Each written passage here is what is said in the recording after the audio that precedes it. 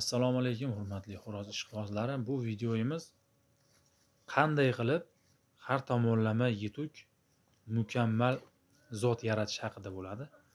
To'g'rirog'i bitta ikkita savollar bor edi, shunga o'zimiz ham qiziqib javob olmoqchimiz. Birinchi savolimiz, agar biladiganlar bo'lsa, iltimos qilamiz kommentariyaga yozsin. Ko'pchilik xo'rozbozlarning o'rtasida doim tortishuv bo'ladi. Jo'jaga jo'jadan bola olib bo'lmaydi deyishadi. Bir xilgilari tulakka tulakni ham qo'shib bo'lmaydi, bolalar dim chiqadi, kam kaltak chiqadi deyishadi. Shunga agar bilsalaring yozinglar, o'zi qanaqa yoshdagilarni bir-biriga qo'shgan ma'qul. Qaysi zotlar bir-biriga qo'shsa, shunaqa mukammal har tomonlama yetuk yaxshi zot paydo bo'ladi. Ichimizda yoshi katta xo'rozbozlar bor. Agar kommentariyaga kirib shuni yozsalaring, xursand bo'lardik.